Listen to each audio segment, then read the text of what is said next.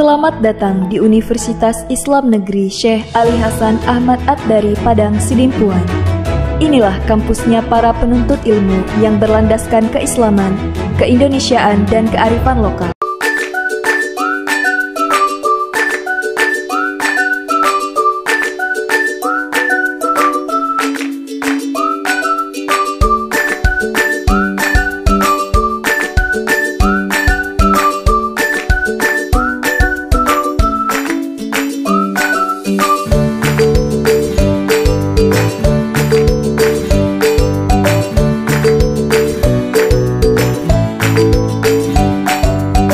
Assalamualaikum warahmatullahi wabarakatuh. Perkenalkan, nama saya Hayati, mahasiswi Pendidikan Profesi Guru Batch 2 tahun 2024 LPTK Universitas Islam Negeri Syekh Ali Hasan Ahmad Ad-Dari Padang Sidimpuan. Saya akan melaksanakan PPL pertama di SDN 104270 Sukasari, Kecamatan Pegajahan, Kabupaten Serdang Bedagai. UIN Syahada Cerdas Berintegritas. Wassalamualaikum warahmatullahi wabarakatuh. Assalamualaikum warahmatullahi wabarakatuh, anak ibu. Waalaikumsalam warahmatullahi wabarakatuh. Apa kabar hari ini, anak ibu? Baik, Bu. Alhamdulillah, itu yang ibu harapkan untuk kamu semuanya. Baiklah, seperti biasa, sebelum kita memulai pelajaran, doa. Siapa yang mimpin doa? Dia ke depan. Siap. Sebelum belajar ada baiknya kita membaca doa. Doa dimulai.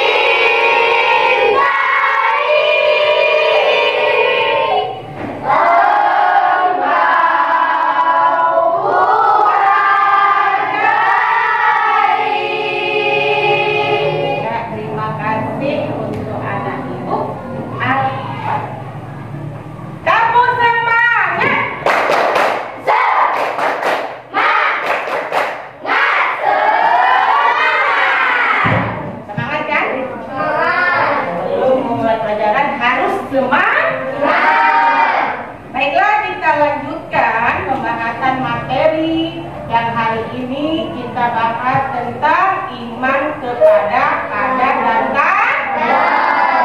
Materi sebelumnya yang kita lewati adalah iman kepada hari akhir. Yang kali ini kita masuki bab selanjutnya, yaitu iman kepada qadar dan qadar. Sebelum nantinya Ibu paparkan dalam video pembelajaran, ya, nanti kita akan praktikkan sama-sama, disimak masing-masing apa arti iman, apa arti qadar, dan jenis-jenis dari qadar beserta contoh-contohnya. Terlebih dahulu Ibu tanya ke kamu, apa itu hari akhir? Siapa yang tahu? Tangan, jawab. Hafiz, apa itu hari akhir? Ayo, ayo nak yang semangat. Siapa yang tahu? Cepat jawab. Akhir atau hari kiamat adalah hari kita memasuki ciptaan Allah Subhanahu wa taala nanti. Iya, itulah jawabannya yang tepat. Alhamdulillah. Nah, ini dapat menjawabnya. Jadi hari akhir adalah hari kiamat, di mana semuanya akan hancur, akan musnah. Jangankan gunung yang besar, gunung besar kan? Apalagi kita, semuanya akan hancur. Sanalah kita akan semua kembali kepada Sang Pencipta. Siapa Sang Pencipta kita? Allah Subhanahu wa Ta'ala. Itulah tadi pengertian hari akhir. Kalau yang kita bahas hari ini, hari atau penentuan qadar dan qadar. Siapa yang tahu apa itu qadar? Yang tahu ayo buka. Qadar adalah keputusan atau ketetapan. Iya, qadar adalah keputusan atau ketetapan yang diberikan Allah. Nah, untuk siapa? Untuk kita selaku hambanya. Masuki materi berarti kamu sudah paham, berarti kamu sudah membaca di mana materi baru kita ini.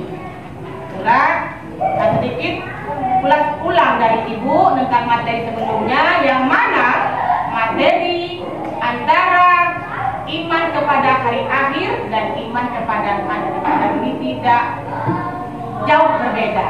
Dia sangat berkaitan. Kenapa berkaitan? Karena iman kepada hari akhir dan iman kepada qadar dan qadar merupakan dari rukun iman. Ada berapa rukun iman? Hari akhir merupakan rukun iman yang keberapa? Iya, kelima. Sedangkan rukun iman yang keenam adalah qadar dan qadar. Nah, dia tanggap, ya. Baiklah, di sini Ibu akan lebih jelaskan pemaparan tentang iman kepada qadar dan qadar. Kamu perhatikan di papan tulis kita atau blackboard kita ada media pembelajaran berupa video. Di sini kamu nanti dapat lebih memahami apa itu iman, apa itu iman kepada qadar dan qadar tentunya, dan juga contoh-contohnya, dan juga nanti terakhir adalah hikmahnya. Kamu bisa mengambil hikmah dari segala contoh-contoh qadar nantinya. Ya, perhatikan semua ke depan. Pengertian qadar dan qadar. Qadar adalah keputusan atau ketetapan Allah terhadap semua makhluknya. Berarti kalau semua makhluknya, ada berapa makhluk hidup kita di sini? Ada berapa makhluk hidup? Tiga. Apa saja, Tifa? Manusia, tumbuhan, dan hewan. Iya, manusia, tumbuhan, dan hewan. Ketiga-tiganya ini makhluk hidup. Kenapa dibilang hidup? Ayo, dia bernafas.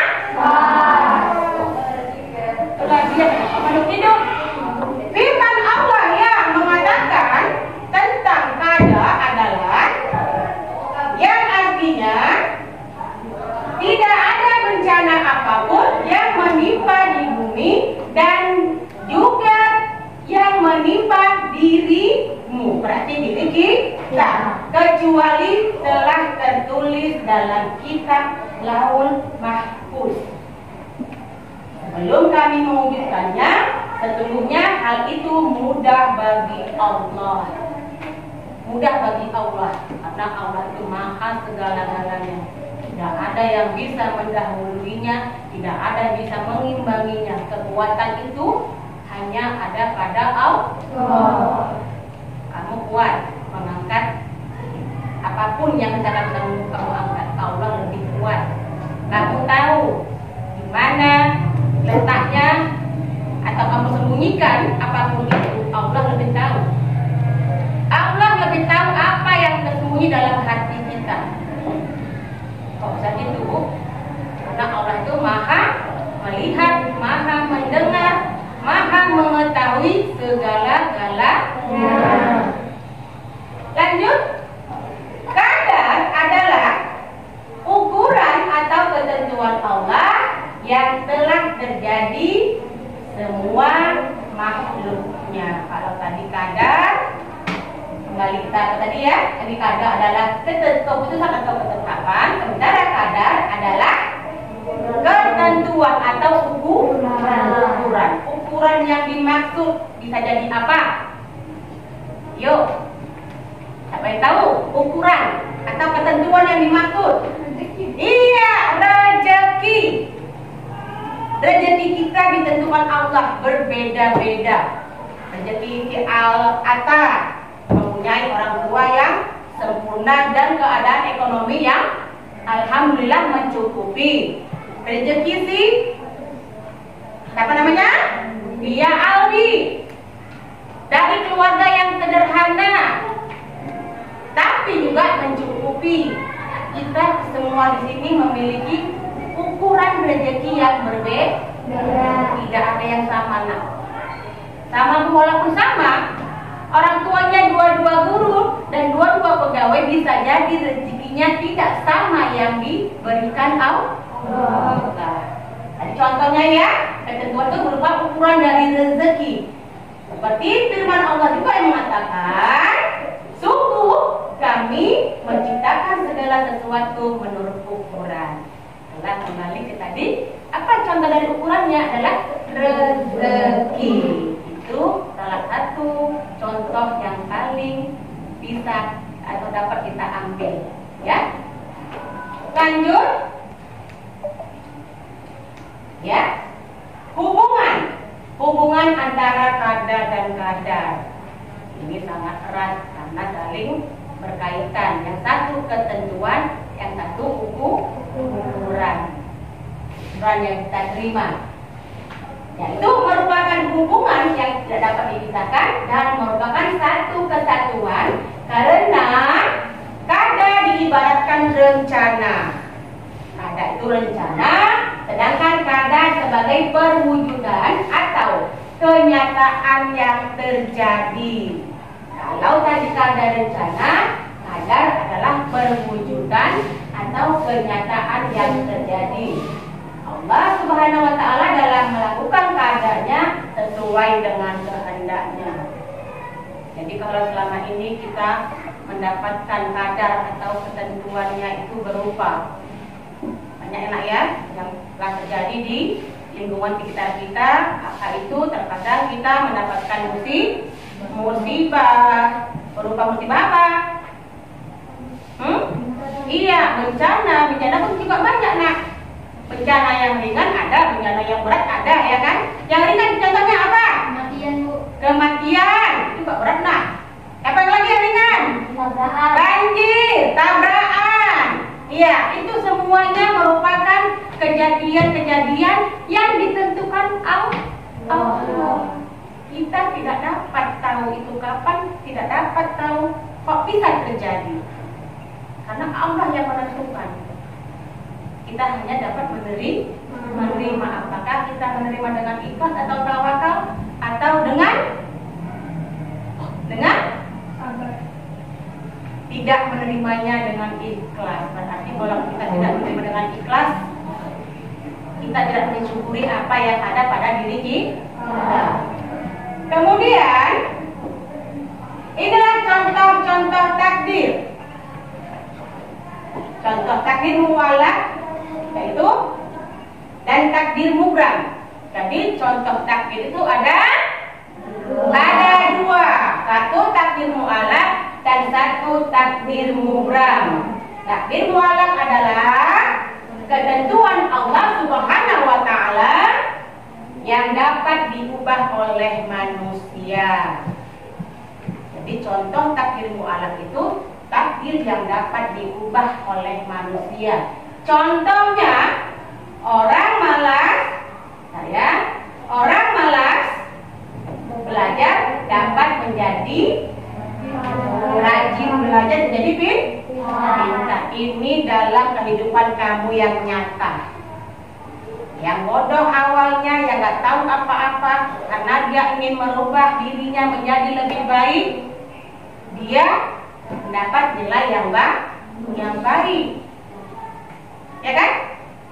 Kebalikannya, yang rajin belajar biasanya senantiasa mendapat nilai tinggi dan pujian dari guru, karena dia belajarnya malas, berubahlah dia, nilainya pun dapat rendah, ya kan?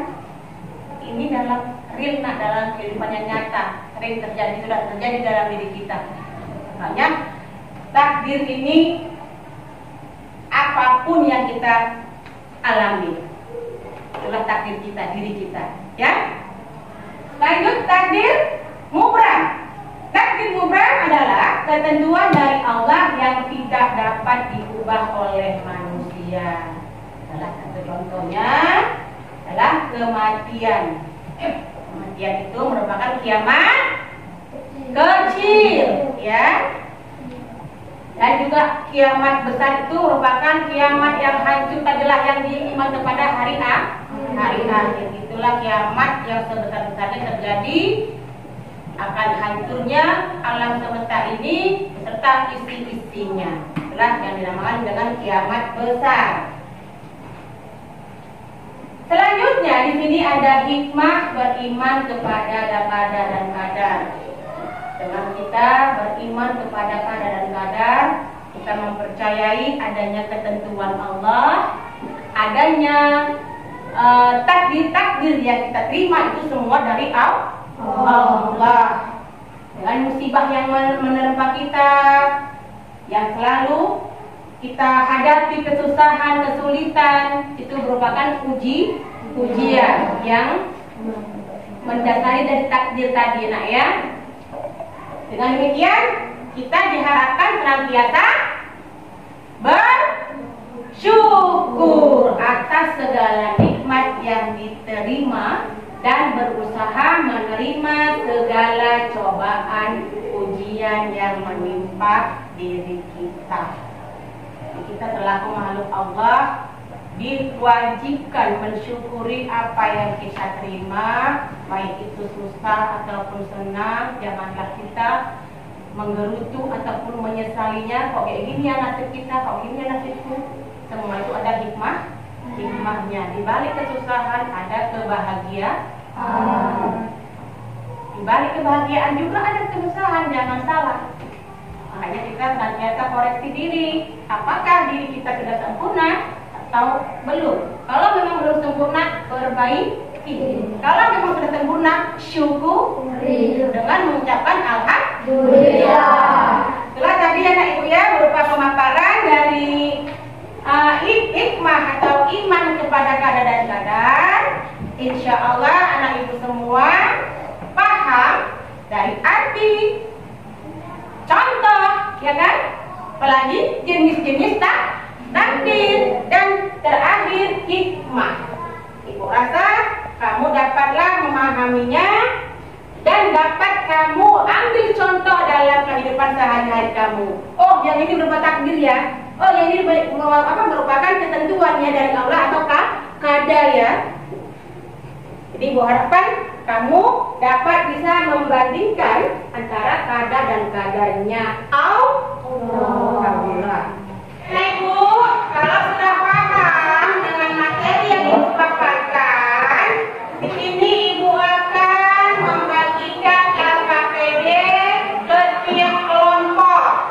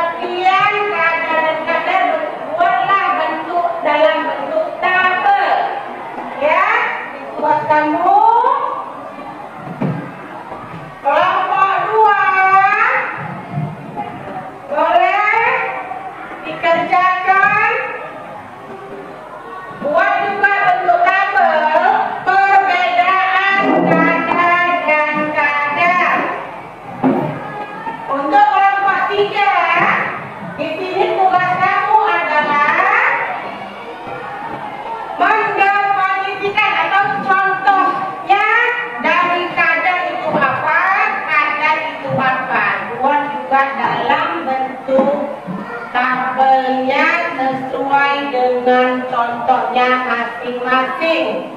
Setelah ini nanti Ibu kasih waktu kira-kira 10 menit. Bisa kamu kerjakan, bisa kamu diskusikan apa-apa saja pengertiannya, perbedaannya, dan contoh-contohnya. Kamu diskusikan, kamu tuangkanlah dalam LKPD tersebut secara sempurna. Bisa, Ibu? Bisa. Oke, bisa dimulai dari sekarang. Yuk. Boleh ya, pakai diwarnai, boleh ya.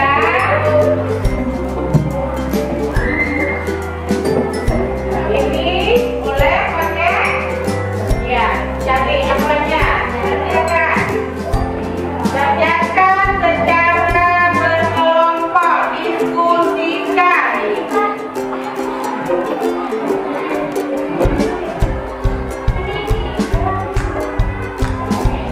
Disesuaikan.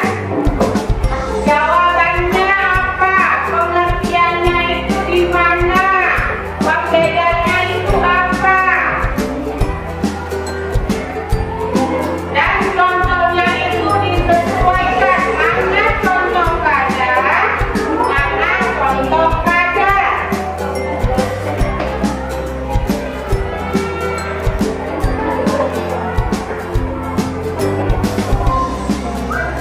Ayo diskusikan.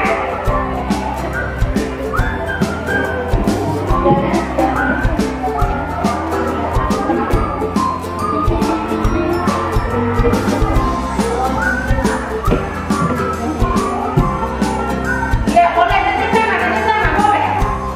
Boleh, semua boleh, semua kerjasama boleh. Namanya juga diskusi, saling bekerja sama. Biar cepat selesai dan hasilnya itu sempurna.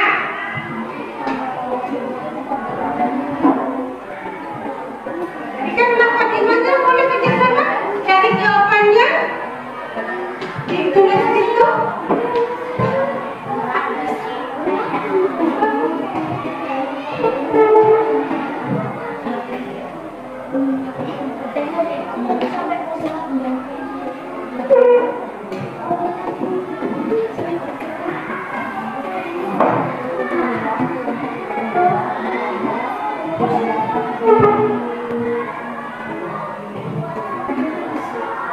Buat yang bagus ya, Nak Ibu ya, biar enak dilihat, cantik dipandang,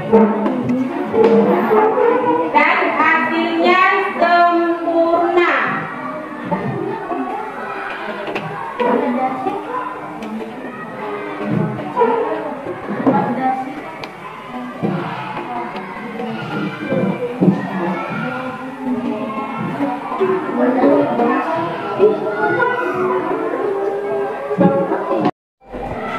Dan Ibu, lagi semua?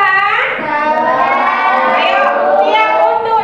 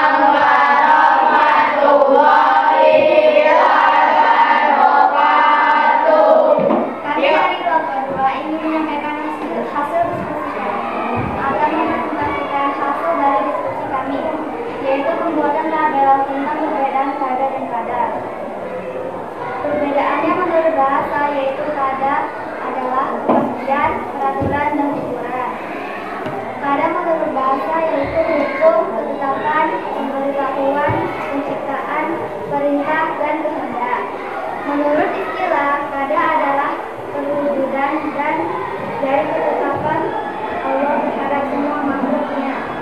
Kada ketetapan Allah sejak zaman Adam. Lanjut. Sifat kada tidak dapat berubah. Sifat kada dapat berubah. Contoh kada adalah kematian manusia. Contoh kada adalah rezeki. Ya, itulah hasil dari pembelajaran atau diskusi teman kamu dari kelompok 2. Tepuk tangan Ibu. Selamat sekali ya. Terima kasih Anak Ibu. Lanjut kelompok berapa Anak Ibu yang depan? Kelompok 3 ya. Siap, ayo ke depan. Harus semangat. Ayo, siapa yang mewakili dari kelompok 2? April dan Dika. Iya. Tunjukkan hasil diskusinya.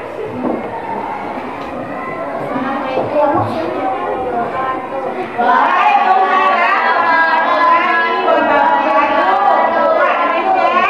Kami dari kelompok 3 merepresentasikan hasil diskusi kami, yaitu contoh kada dan kodar.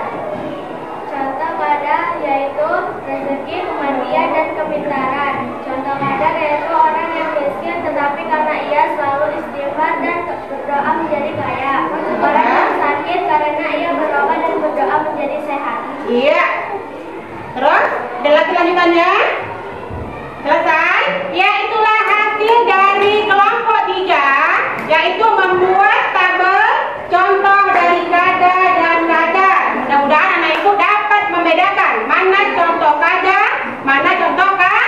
Tepuk tangan ibu. Ya, mulai dulu kembali. Ayo yang terakhir ini kelompok 1. Siap? Yang berapa?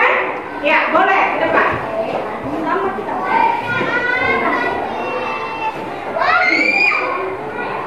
Ya, boleh? Silakan Anak Ibu.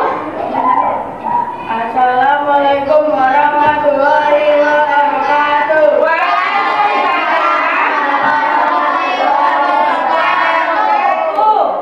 Kami dari kelompok 1 akan mempresentasikan hasil diskusi kami tentang pengertian kada dan kadar. Kada menurut bahasa adalah menentukan sesuatu, sedangkan kadar adalah menjelaskan kadar sesuatu. Kadar menurut istilah adalah ketentuan Allah Subhanahu wa taala yang azali terhadap semua makhluk. Kadar